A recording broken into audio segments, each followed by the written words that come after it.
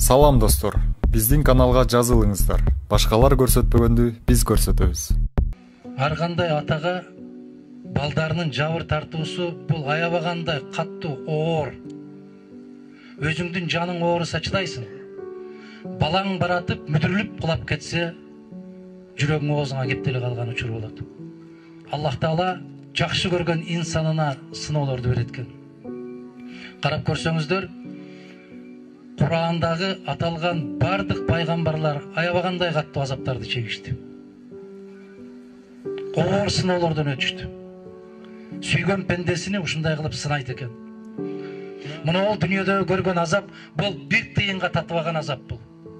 Чыдаган кишиге, акыреттен бар экендигин билген кишиге, акыретте бир рахат бар экендигине ынанып, үмүт менен жашаган кишиге бул дүйнөнүн сыноосу эч нерсеге турбайт. Карап көрүңүздөр, мына Аюп алейхиссалам пайгамбарды не деп сынабады? Эң жакшы көргөн сабырдуу пайгамбарын не деп сынабады? Бир заматта бүтүндөй балдарынан айырды. Бир көз ачып жумганча заматта. Ошондо дагы сабырдуулук менен жалгыз Аллага таянып гана, Аллага ишенип гана акыр аягында бир керемет дүйнөгө жетишти. Аталар, урматтуу апалар, агалар, бүгүн абдан мындай бир оор күндөрдүн бири. Ар бир ой жүгүрткөн инсанга оор күндөрдүн бири. Атаны жоготуу ар дайым эле кыйын, оор. Атаны жоготуу оор. Бирок момундай кырдаалда жоготуу бул 2 эсе 3 эсе оор болот.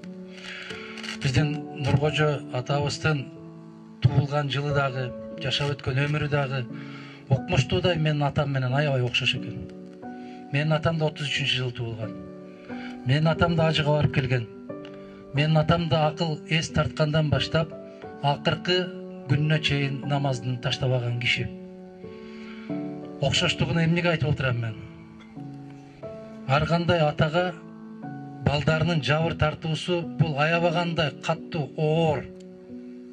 Өзүңдүн жаның ооруса чыдайсың. Балаң баратып мүдүрүлүп кулап кетсе, жүрөгүң оозуңа кеп деле калган учур болот. Мына ушундай аябагандай оор сыноолорду өткөрдү. Азыр областыбыздын казысы айтып өткөндөй, Аллах Таала жакшы көргөн инсанына сыноолорду берет экен. Карап көрсөңүздөр, Кур'андагы аталган бардык пайгамбарлар аябагандай каттуу азаптарды чегишти. Оор сыноолордон өтүштү. Сүйгөн пендесини ушундай кылып сынайт экен. Мына Садырдын башына түшкөн оор мүшкүл ишти, неберелеринин, балдарынын башына түшкөн оор мүшкүл иштерин көргөндө, мына ол көз карандысыз маалымат каражаттарынын өкүлдөрүнө ыраазычылык билдирем. Ушулар чагылдырып туруп атты Нуркожо атабыздын ушунчалык сабырдуулугуна. Оозунан бир жаман сөз чыккан жок. Оозунан бир каттуу сөз чыккан жок. Көзүнөн бир каар төгүлгөн жок. Бул деген аябагандай чоң сабырдуулук. Бул үлгү боло турган сабырдуулук. Себеп биздин ушул Нуркожо атабыз билген болуш керек. Ар кандай жамандыктын артында жакшылык бар. Ар кандай караңгылыктын аркасынан бир жарыктык бар. Мына баласынын дагы сабыр деп койгону сабыр. Сабыр, садыр. Керемет аттарды койгон. Азыркылардай болуп, Марсель, Эрлан, Тельман деген аттардан алысыраак болуп, нукура биздин ата-бабаларыбыз нарктап, барктап келген улуу аттарды койгондугу бул атабыздын шарият, ислам дүйнөсүнөн чоң кабары бар экенинен белги берет. Бул жерде айтып өттү, ушул биздин айылыбызда Кең сууда мечит жок мезгилде ушул демилге көтөрүп мечит курду деп. Бул дүйнөдө мечит курган кишиге Аллах Таала акыреттик түбөлүктүү дүйнөдө бир керемет чоң сарай курат дейт. Иншалла ошондой болгон болсун. Ошондой болгон болсун. Бул дүйнөдө мечит куруп койгон кишини акыретине түбөлүктүү жайын куруп коюптур деген жакшы сөздөр бар. Иншалла ошондой болгон болсун. Жүрөгүн ушунчалык агарткан болгон болсун. Ар бир кармаган орозосун Аллах кабыл кылган болсун. Тилеген тилектерин кабыл кылган болсун. Балдарына, неберелерине, мына 38 небереси бар деп атат. Чеберелерине берген баталарын Аллах кабыл кылган болсун.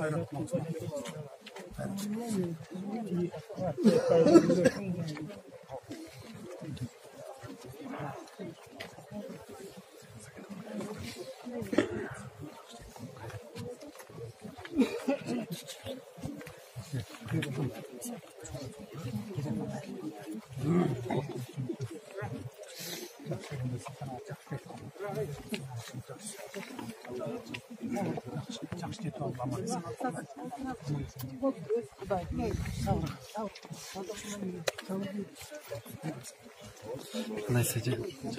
Ne yapacaksın?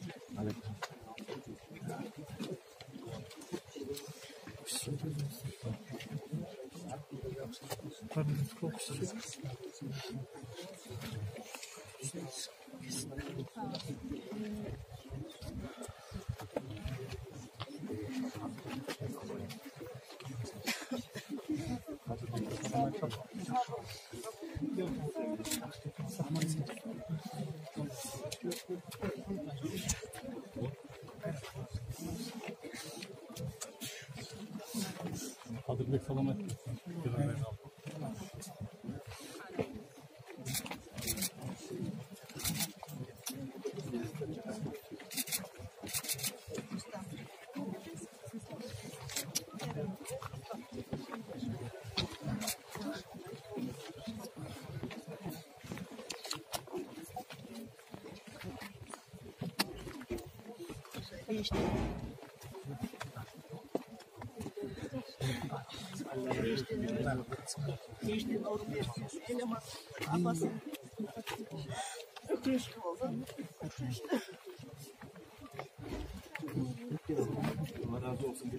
Allah sağlık versin.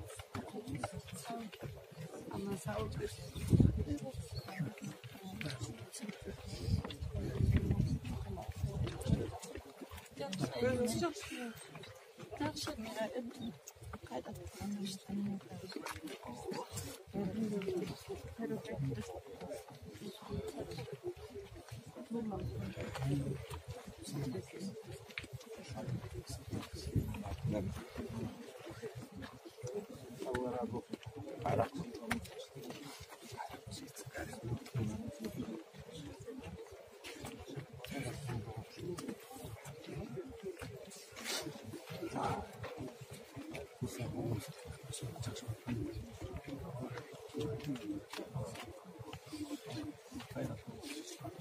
Var.